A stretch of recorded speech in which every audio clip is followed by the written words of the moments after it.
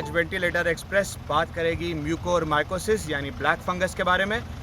मैं पंकज क्षीरसागर और मेरे साथी चिराग शाह और शैलेंद्र सिंह आपको एक जागरूकता वाला संदेश देना चाहते हैं। हम लोग तीनों डॉक्टर्स नहीं हैं, इसलिए हम एक आम नागरिक को जो सावधानियां रखनी है उसके बारे में बात करेंगे। ये जो है ह्यूमिड कंडीशन यानी नमी के कारणों से हो सकता है।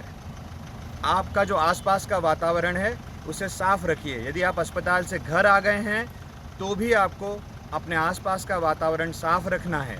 ये डायबिटिक वाले जो पेशेंट्स हैं उनमें देखा जा रहा है और न्यूट्रोपेनिक पेशेंट्स के साथ भी, और ये जो स्टेरॉइड्स पे हैं उनके ऊपर भी ये इसका प्रभाव देखा जा रहा है। इसलिए इन लोगों को सावधानी रखने की ज़्यादा ज़रूरत है। इसका खास तौर पर जो संक्रमण है, जो आप ऑक्सीजन मास्क हैं, जो उसका जो कैन्यूला है, उसकी यदि सफाई सही ढंग से नहीं की गई है तो एक वो बहुत बड़ा कारण बन सकता है। मास्क की सफाई कीजिए और जो भी डिस्पोजेबल आइटम्स है उसे आप चेंज करते रहिए। आपकी जान ज़्यादा कीमती है। अब खास बात ऑक्सीजन ह्यूमिडिफायर की। आपने देखा होगा कि ऑक्सीजन जहाँ सप्लाई होता है वहाँ पे एक छोटा सा ट्यूबुलर एक कंटेनर होता है जिसमें हम आधा भर के पानी भरते हैं। जी हाँ, वो एक सबसे बड़ा कारण है, पानी और वो कंटेनर। तो जो पानी हम ले रहे हैं, हम लोग टैप का पानी लेते हैं, पानी भर लाते हैं और भरते रहते हैं। आपको बिल्कुल ऐसा नहीं करना है। आप जो पानी ले रहे हैं, सबसे ज़रूरी है डिस्टिल वाटर का उपयोग कीजिए। यदि डिस्टिल वाटर उपलब्ध नहीं है, ध्यान रखिए, यदि डिस्टिल वाटर उपलब्ध नहीं है तो आप आरओ का पानी लीजिए और उसे फिर बॉईल कीजिए। बॉइलिंग हॉट करने के बाद उसको रूम टेम्परेचर पर रख दीजिए। पानी जब सामान्य तापमान पर आएगा तो उसे जैसा उसमें इंस्ट्रक्ट किया गया है कंटेनर में वैसा भरना है। अब जो कंटेनर है, देखिए आपने देखा होगा कि कंटेनर में नीचे सिल्ट जम जाता है और हम उसे भरते रहते हैं। हमने उसकी सफाई की तरफ ध्यान नहीं दिया है, लेकिन आपके पास जो ऑक्सीजन आ रही है वो ऑक्सीजन उसी में से होकर आ रही है और जो आपके शरीर में एक इन्फेक्शन का कारण भी बन सकती है। तो उस कंटेनर की सफाई भी इतनी ही ज़रूरी है।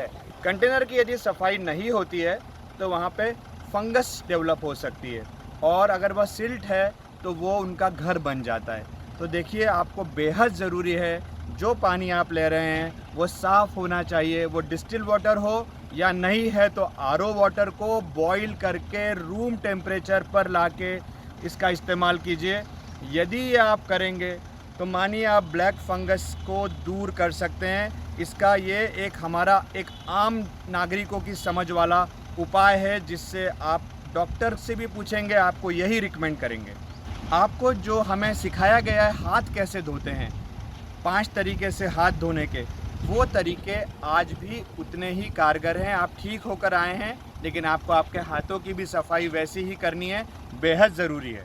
जैसे आपके कोविड वार्ड की 1% सोडियम हाइपोक्लोराइड के घोल के सॉल्यूशन से सफाई होती थी, अपने घर को भी आप उन्हीं परिस्थितियों में मानिए। अपने घर की सफाई, उसकी रोशनी, उसके वेंटिलेशन पर और धूप पर, इन चारों बातों पे आपको ध्यान देना है। आपके चेहरे पर यदि कोई बदलाव हो रहा है उस पर नज़र रखिए। आपके नाक के नथुनों में कोई सूजन है क्या, उस पर ध्यान दीजिए। आपकी ओरल कैविटी पर नज़र रखिए। आप यदि सही समय पर इसके का निदान कराने के लिए जाएंगे और इलाज के लिए जाएंगे तो यदि आप ब्लैक फंगस से इन्फेक्ट भी हो रहे हैं तो बहुत जल्दी ठीक हो जाएंगे। यहाँ पर डॉक्टर की सलाह और डॉक्टर का इलाज, ये दोनों बातें बेहद ज़रूरी है। घर पर इलाज मत करिए। डायबिटीज़ के जो मरीज़ हैं, जिनको डायबिटीज़ है, वो लोग अपना शुगर लेवल कंट्रोल कीजिए। आपका खान पान, आपकी एक्टिविटी, आपका शुगर कंट्रोल उसी से होगा।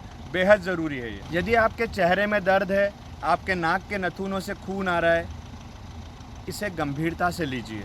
अपना नाक मुंह की सफाई, चेहरे की सफाई, आसपास के क्षेत्र का हाइजीन, शुगर पर कंट्रोल और ऑक्सीजन ह्यूमिडिफायर और जो पानी उसमें इस्तेमाल किया जा रहा है उसकी सफाई, ये हम आपको रिकमेंड करते हैं। वेंटिलेटर एक्सप्रेस के चिराग शाह, शैलेंद्र सिंह और मैं पंकज क्षीरसागर आपसे अनुरोध करते हैं कि कृपया इन छोटी छोटी बातों को ध्यान रखिए, डॉक्टर की सलाह मानिए और इस ब्लैक फंगस का मुकाबला कीजिए। आप सभी को शीघ्र ही स्वास्थ्य लाभ की शुभकामनाओं के साथ हम सब निरोगी भारत की तरफ बढ़ेंगे। जय हिंद।